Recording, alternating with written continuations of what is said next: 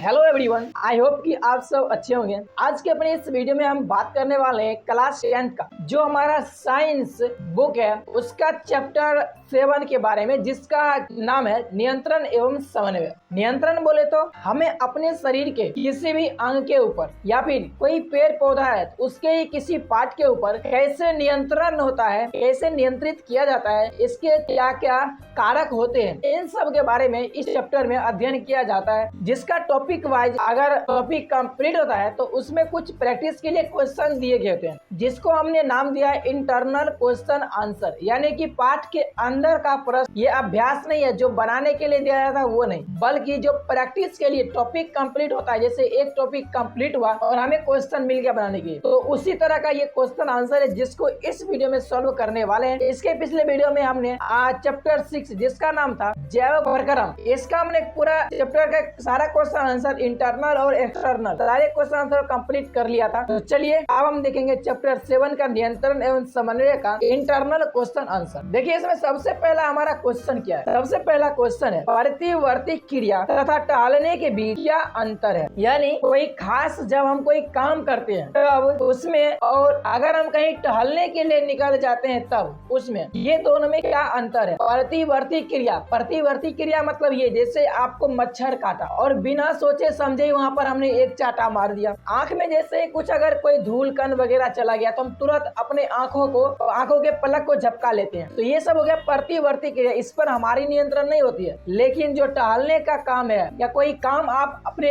इच्छा से कर रहे हो तो वो हो गया हमारा क्या, ऐच्छिक क्रिया। तो वही कहता है कि भाई इस दोनों में अंतर क्या है। तो चलिए इसके आंसर को देखते हैं। तो अब देखिए इसमें यहाँ पे है प्रतिवर्ती क्रिया मस्तिष्क के इच्छा के बिना होने वाली अनैच्छिक क्रिया है। अनैच्छिक बोले तो अपने इच्छा से नहीं, अपने आप जो होता है। इसका नियंत्रण मेरुरज्जु के द्वारा होता है। मेरुरज्जु कौन होता है, जो हमारे रीढ़ का हड्डी होता है, तो उसमें एक नस का पाइप गया होता है जो हमारे ब्रेन से लेकर के पूरा नीचे के भाग तक गया होता है, ठीक है। तो उसी में होता है बहुत सारे मतलब क्या कहते हैं, नियंत्रण करने वाले तंत्रिका तंत्र रहते हैं, जिसके मदद से, जिसको मेरुरज्जु कहते हैं, उसी के मदद से अनैच्छिक क्रिया यानी जो हमारे इच्छा के बिना काम हो जाता है उसका वो कंट्रोल करता है। जबकि टहलना एक ऐच्छिक क्रिया है जो हमारी इच्छा के अनुसार होता है। इसका नियंत्रण मस्तिष्क के द्वारा होता है। यानी कि अगर हम कोई चीज करना चाहते हैं, हमने पहले सोचा कि हमें टहलना है, तो अब ये जो काम है ना, ये हमारा मस्तिष्क यानी दिमाग करेगा, ठीक है। दिमाग के द्वारा इंफॉर्मेशन पहुंचाया जाएगा मांसपेशी के पास, और उसके बाद फिर वो जो उस पे एक्शन लेना होगा वैसा वो एक्शन लेगा, ठीक है। फिर देखिए प्रतिवर्ती क्रिया अचानक होने वाली क्रिया है। यानी कि प्रतिवर्ती क्रिया कभी भी बता करके नहीं आता। जैसे आपको मच्छर काटा तुरंत चटा मार दिए, आपको कहीं से चोट लगा तुरंत हाथ पहुंच गया वहाँ पे लाने के लिए, ठीक है। करंट लगा तुरंत हाथ पीछे खींच लिए, तो ये सब होता है। यानी प्रतिवर्ती क्रिया हमेशा अचानक होता है, जबकि टहलना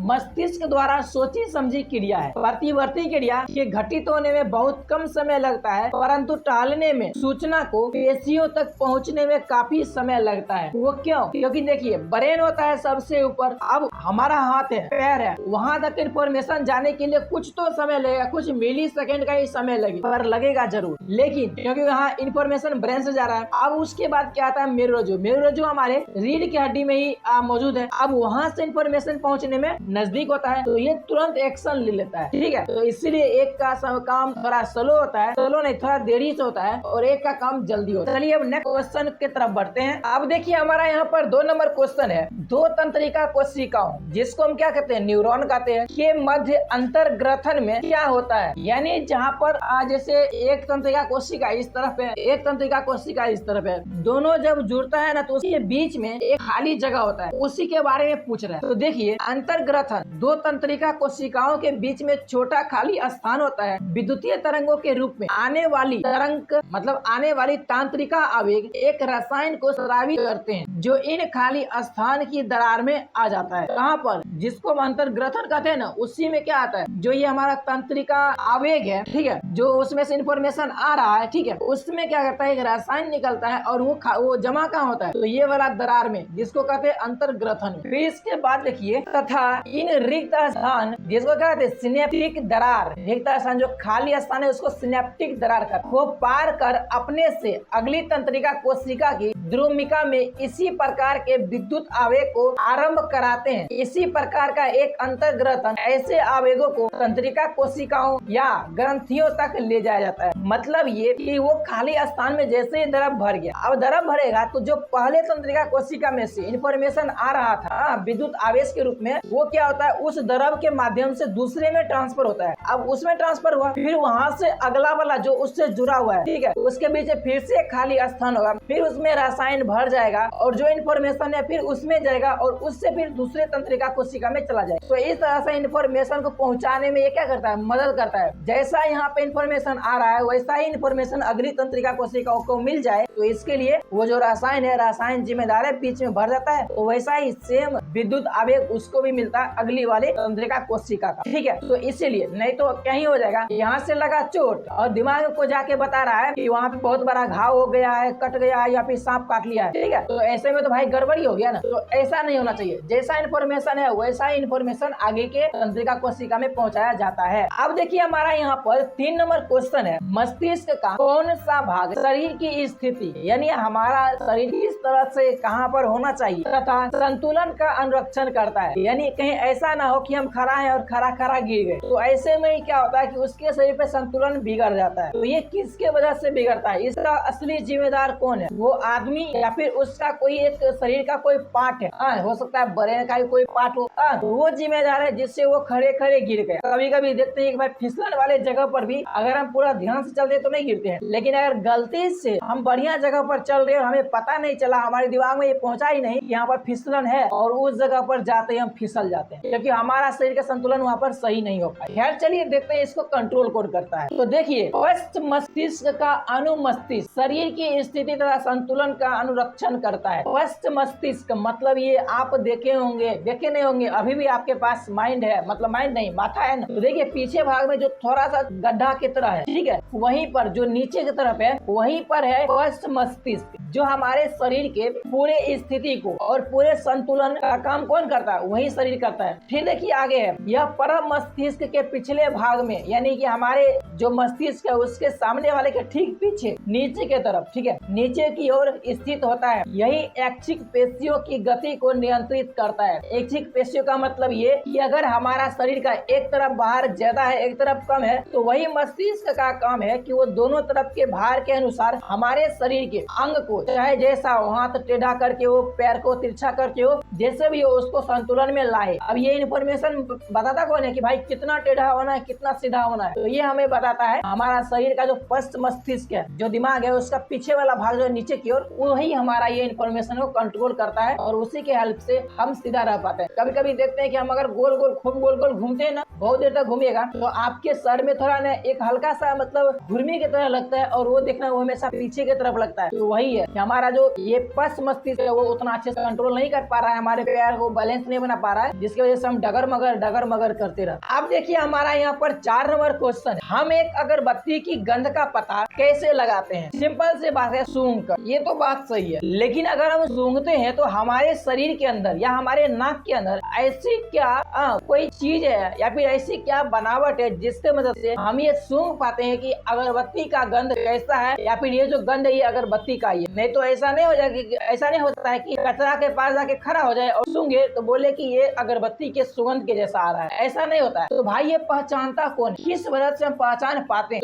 तो देखिए विभिन्न अंगों द्वारा बाहर से सूचना पाने के लिए मस्तिष्क के कुछ केंद्र होते हैं और हमारे नाक में गंध ग्राही, जिसको क्या कहते हैं, घ्राण ग्राही होता है, मतलब घ्राण ग्राही कहते हैं किसको, गंध ग्राही होता है, जिसके न्यूरॉन हवा के साथ विसरित यानी कि मिल करके अगरबत्ती के कणों को संवेदना के रूप में ग्रहण करते हैं। इसका मतलब ये है कि हमारे जो दिमाग है, ठीक है, वो दिमाग इंफॉर्मेशन को सही तरीके से कैच करने के लिए, ठीक है, अपना बहुत सारा जैसे सीसीटीवी कैमरा लगाते हैं हम अपने सारे घर को या फिर सारे ऑफिस को नजर में रखने के लिए, उसी तरह से दिमाग भी बहुत ही सीसीटीवी कैमरा लगा रखा है कि कहाँ से क्या आ रहा है उसको देखे, कहाँ से क्या गंध आ रहा है उसको सूंघे, ठीक है। ये सब चीज किसका कैसा स्वाद है, ये सब में अलग अलग चीज लगा हुआ है, ठीक है। तो वही हमारे नाक में लगा हुआ है क्या, गंध ग्राही, जो हमारे गंध को नहीं, मतलब कि जो किसी दूसरी चीज का गंध को अपने अंदर ग्रहण करता है और उसको मिक्स कर लेता है, ठीक है। फिर देखिए आगे क्या है, इसे संवेदी तंत्रिकाओं के माध्यम से अग्र मस्तिष्क को प्रेषित कर देते हैं, यानी इंफॉर्मेशन पहुंचा देते हैं। कहाँ पर, दिमाग का जो अगला भाग है ना, सूंघने का काम वही करता है, यानी सूंघने का जो इन्फॉर्मेशन है वो बताता कौन है, वही दिमाग का अगला भाग प्रेषित कर देते हैं। जहाँ पर संवेदना का विश्लेषण होता है, यानी कि पहचाना जाता है कि आखिर क्या चीज है, जहाँ से वापस प्राप्त सूचना के आधार पर हमें अगरबत्ती के गंध का पता लगता है कि भाई ये क्या है, ये अगरबत्ती का गंध है। इसका हेड ऑफिस दिमाग का अगला भाग है, जहाँ पर इंफॉर्मेशन जाता है कि भाई साहब मुझे वहाँ से कुछ गंध मिला है, ठीक है, उसका इंफॉर्मेशन ऐसा ऐसा था। ये इंफॉर्मेशन दिया हमारे हेड ऑफिस में बैठे हुए अगले दिमाग को। अब वहाँ पे जैसे ही दिमाग में गया ये इंफॉर्मेशन, वो वहाँ से मैच करता है और पहचानता है, कहता अच्छा ये अगरबत्ती का गंध है। फिर वहाँ से वैसा सिग्नल अपने माइक के द्वारा, हो सकता है बोलता होगा, ऐसा होता नहीं है, मतलब समझ लो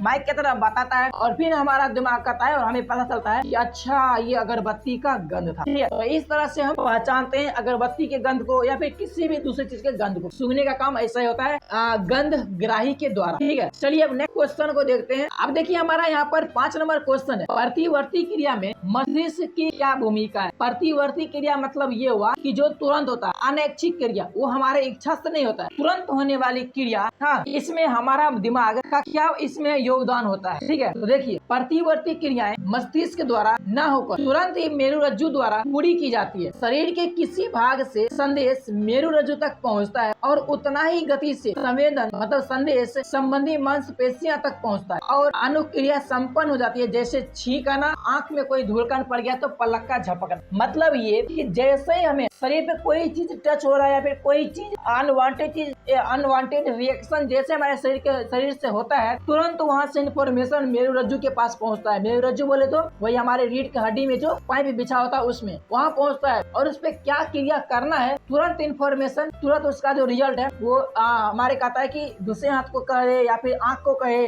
कि भाई यहाँ पर ये चीज हुआ है, इसके खिलाफ ये एक्शन लो, और हम तुरंत वहाँ पे वो एक्शन लेते हैं। अगर आंख में कुछ पड़ा है तो बिना सोचे समझे पलक झपका लेते हैं। अगर किसी हाथ में या फिर किसी जगह पे मच्छर वगैरह काटता है तो दूसरा हाथ फटाक से वहाँ पहुँच जाता है और एक थप्पड़ बैठा देता है उसको कि भाई तू यहाँ पे क्यों डिस्टर्बेंस कर रहा है। तो ये काम कौन करता है, हमारा मेरुरज्जु करता है। और ये जो है दिमाग, इसको अपना जो दूसरा ब्रांच है वो बना रखा है। जैसे कि एक होता है, इसका एक मेन ब्रांच होता है और उसी का बहुत सारा शाखा होता है, छोटा छोटा, जो CSC सेंटर वाले होते हैं जहाँ पर पैसा निकाला। तो उसी तरीके से हमारा दिमाग में एक हेड ऑफिस है और उसके बाद एक दूसरा सेकंड हेड ऑफिस, मतलब सेकंड ऑफिस को कहाँ बना रखा है, मेरुरज्जु को। चलिए अब नेक्स्ट क्वेश्चन देखते हैं। तो देखिए आंख में मिट्टी का कण पड़ने से पलक बंद होना और सुई चुभने पर तुरंत उस अंग को पीछे हटा लेना, ऐसी प्रतिवर्ती क्रियाएं जिनमें सीधे रूप में मस्तिष्क की कोई भूमिका नहीं होती है। हाँ, अनुक्रिया संपन्न होने के बाद उसका संदेश मस्तिष्क तक अवश्य पहुंचता है तथा प्रतिवर्ती क्रिया में होने वाले इन घटनाओं की सूचना मस्तिष्क अपने अंदर एकत्रित कर लेता है। कुछ अनैच्छिक क्रियाएं रक्त दाब, लार आना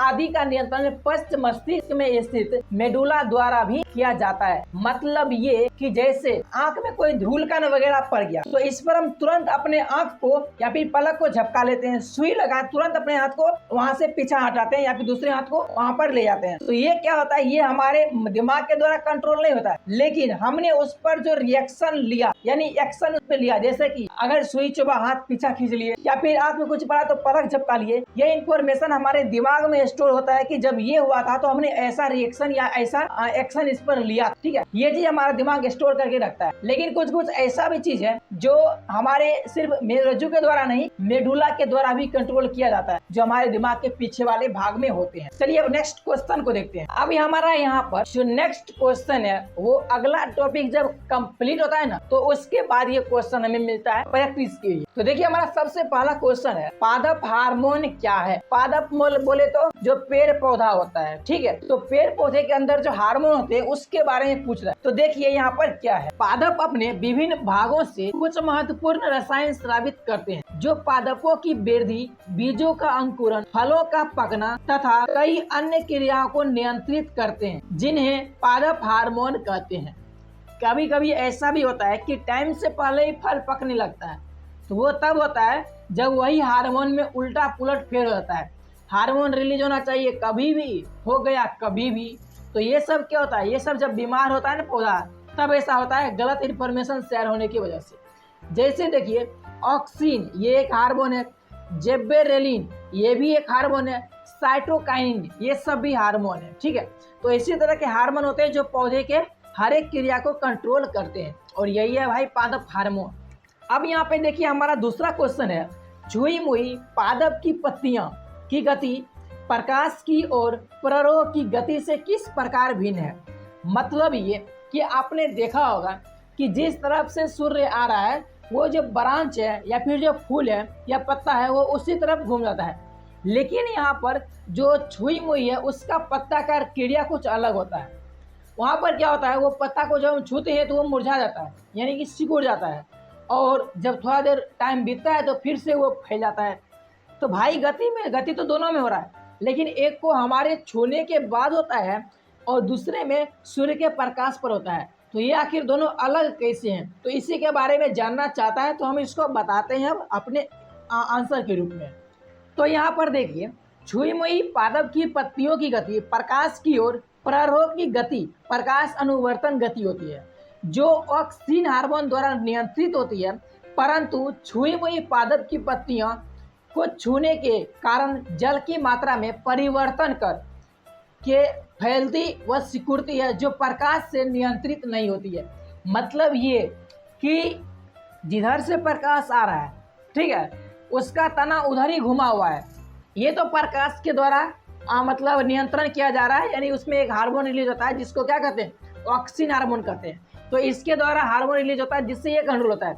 लेकिन वहीं पे पत्ता को सिकुड़ना और उसके बाद फिर से फैलना ये प्रकाश के द्वारा नहीं होता है, बल्कि किसी के स्पर्श करने से, चाहे हम स्पर्श कर लें या फिर कोई कीट पक्षी है वो सब उसको स्पर्श कर ले, तब ऐसा होता है। वो होता क्या है कि जल का मात्रा को अलग अलग बदल लेता है। जैसे अगर किसी चीज़ उसमें टच हो रहा है तो तुरंत वहाँ से पानी भाग जाएगा, पानी भागेगा तो वो सिकुड़ जाएगा, और फिर से पानी वापस आ जाएगा तो फिर से फैल जाएगा।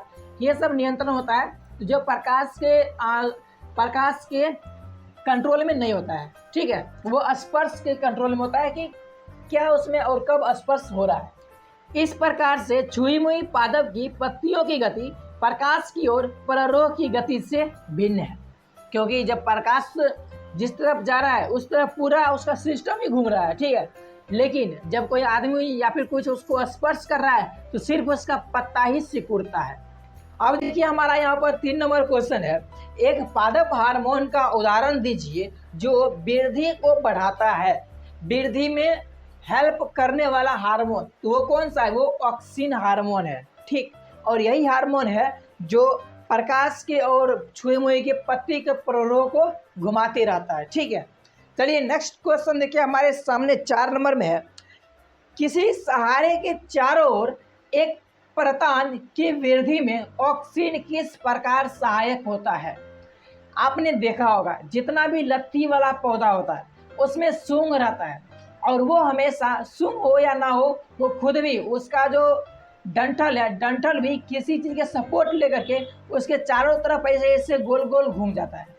तो इसमें ऑक्सीन आखिर ऐसा क्या कारनामा करता है जिसकी वजह से पौधा ऐसे लिपट जाता है, लगता है जैसे उसको दिमाग है कि भाई यहाँ पे सपोर्ट है, इसमें गोल गोल घूम करके इसको पकड़ लो, और वो पकड़ लेता है। तो देखिए प्रतान पत्ते और तने के रूपांतरित रूप ही होते हैं, जो पत्ता है और उसका जो ब्रांच है यानी तना है, ठीक है, उसी का बदलाव रूप रहता है, वो कोई एक्स्ट्रा से उसमें फैलता नहीं है, ठीक है। ये धागे व रस्सी की तरह ही संरचनाएं होती है तथा स्पर्श के प्रति संवेदनशील होते हैं। इसे किसी सहारे के संपर्क में आते ही जल तथा ऑक्सीन विपरीत दिशा में गतिशील हो जाते हैं, यानी वहाँ से हट जाते हैं। अब वहाँ से हट गया तो वहाँ पर थोड़ी बढ़ेगा, अब वो जहाँ पर ऑक्सीजन रहेगा सिर्फ वहीं पर तो बढ़ेगा, तो ये सब वहाँ से भाग गया तो वहाँ पे बढ़ता नहीं है। तो देखिए यहाँ पर इस प्रकार कोशिकाएं लंबी व तन्य हो जाती है और प्रतान, अरे भाई ये सब गायब हो गया, तन्य हो जाती है और प्रतान मुड़कर आधार से लिपट के उसे जकड़ लेता है।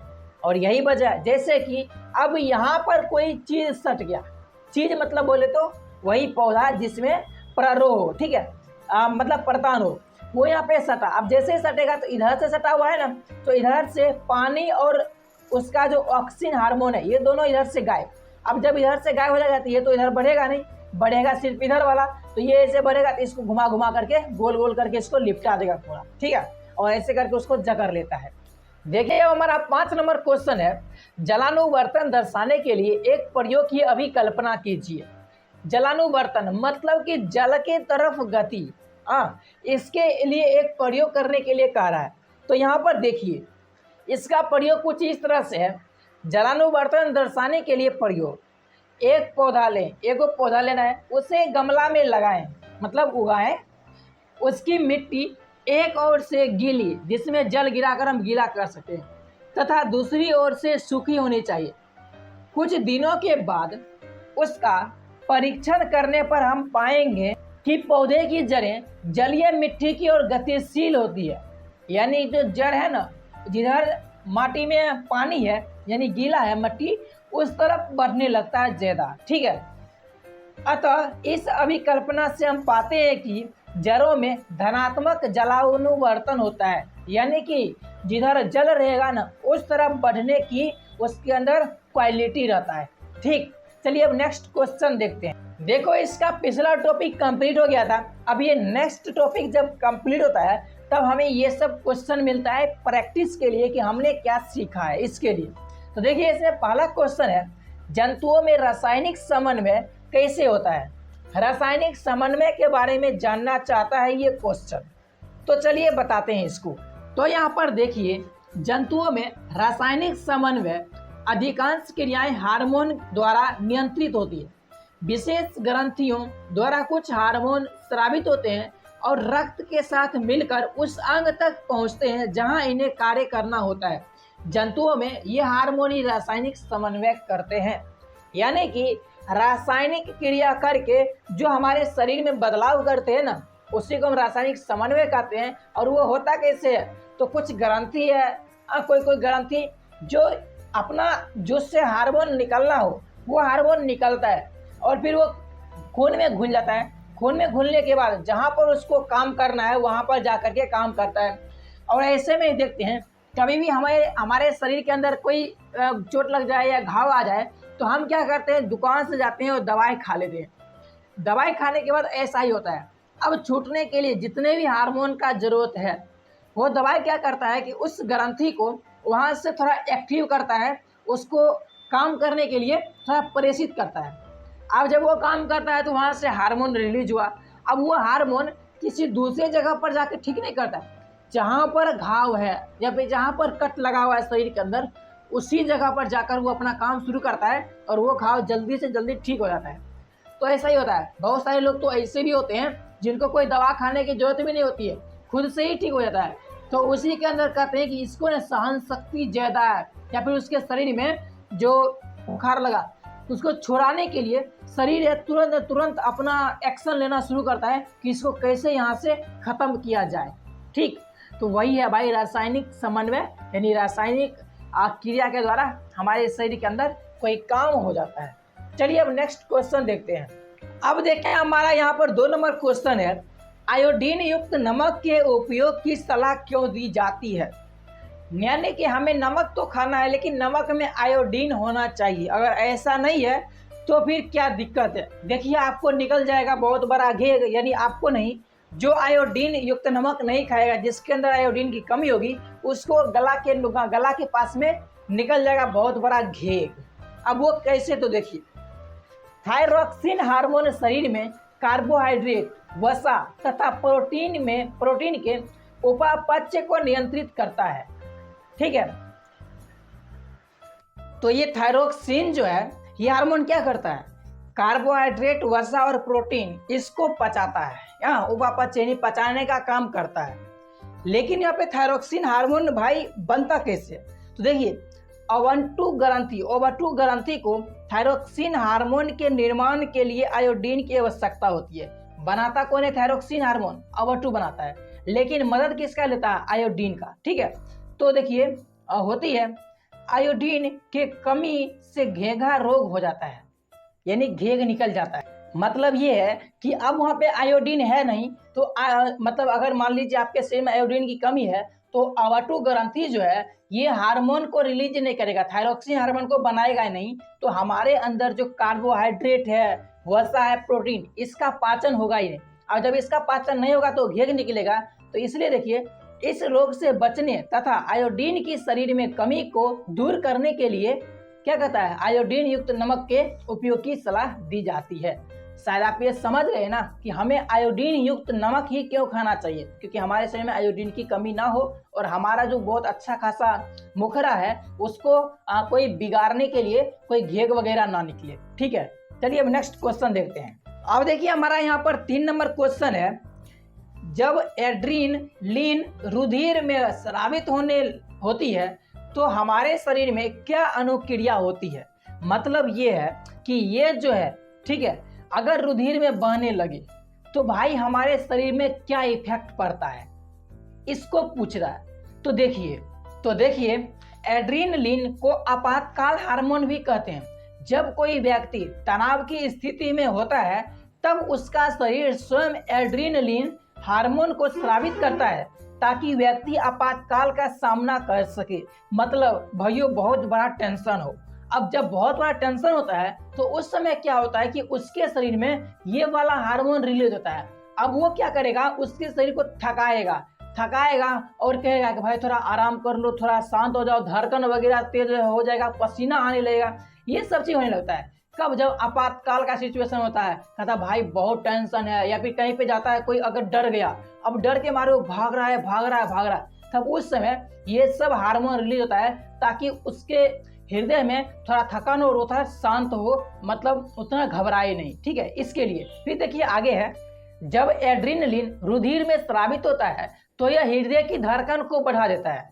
धड़कन को इसलिए बढ़ाता है ताकि ऑक्सीजन मिले उसको, और ज्यादा ऑक्सीजन मिलेगा तो ज्यादा काम होगा, तो उसको एनर्जी मिलेगा उसको सहने के लिए, जो उसका तनाव है ना वो थोड़ा कम करने के लिए। ठीक है, और यकृत से ग्लाइकोजन अधिक ग्लूकोज उत्सर्जित करता है।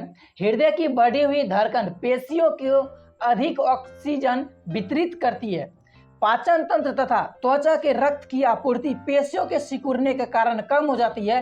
रक्त को पेशियों की ओर मोड़ दिया जाता है। शरीर में ऑक्सीजन की पर्याप्त आपूर्ति के लिए श्वास दर भी बढ़ जाता है। इस प्रकार हमारा शरीर आपात स्थिति में निपटने के लिए तैयार हो जाता है। यानी कहता है आओ फरियाल लेंगे हम, किसको, वो जो धड़कन जिसकी वजह से बढ़ा है, चाहे डर के मारे हो, चाहे जिस वजह से भी उसके शरीर में तनाव आया हो, उस वजह से करता क्या है कि यकृत, बोले तो कौन, किडनी उसका, ठीक है, अधिक से अधिक ग्लूकोज बनाता है। अब ग्लूकोज अधिक बनाती है, इसको पचाने के लिए ऑक्सीजन भी चाहिए ताकि वहां से अधिक ऊर्जा मिले। तो हमारा सांस जो है ना वो तेज हो जाता है और धड़कन भी तेज होता है ताकि वो धाए धाए ऑक्सीजन को ले करके देता है कि लो ऑक्सीजन लो, जितना लेना है लो और बनाओ जल्दी जल्दी ऊर्जा। अब इतना ऑक्सीजन उसको मिल रहा है तो इसके वजह से क्या होता है कि हमारे शरीर में ऊर्जा अधिक मिलता है और वो अधिक से अधिक स्ट्रेस को झेल पाता है। ठीक, अब चलिए नेक्स्ट क्वेश्चन की तरफ बढ़ते हैं।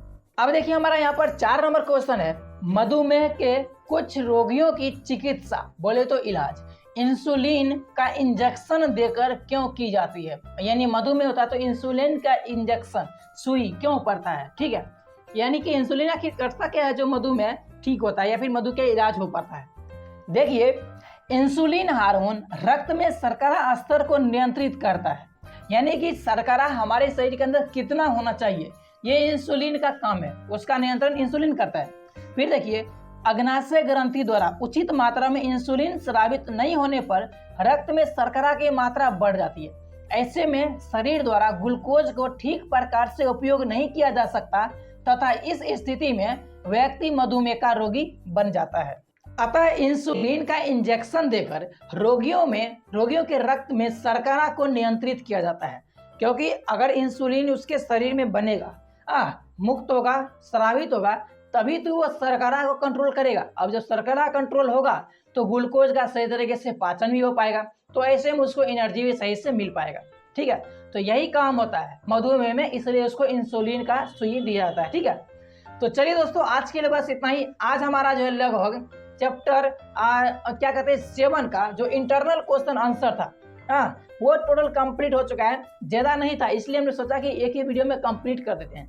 तो चलिए आपसे मिलते हैं नेक्स्ट वीडियो में। वीडियो पसंद आया तो वीडियो को लाइक करके, चैनल पहली बार आएंगे तो सब्सक्राइब कर दीजिएगा। अगर कोई डाउट हो तो आप कमेंट करके अपने डाउट को हमसे जरूर शेयर कीजिएगा ताकि उसका हम सोल्यूशन दे सके। बाकी मिलते हैं नेक्स्ट वीडियो में। जो नेक्स्ट वीडियो होने वाला है इसी चैप्टर का क्वेश्चन आंसर, जो अभ्यास का क्वेश्चन आंसर है वो होने वाला है। देखिए ये एनसीईआरटी का बुक है, अगर इसको आप पढ़ते हैं तो इसका मतलब ये हुआ कि आप एग्जाम की तैयारी अभी से ही कर पा रहे हैं। ठीक है, तो आप इसको अच्छे से नोट बनाइएगा, अच्छे से पढ़िएगा। बाकी हम मिलते हैं नेक्स्ट वीडियो में, तब तक के लिए bye bye and love you all. कहने गया भाई मैं तो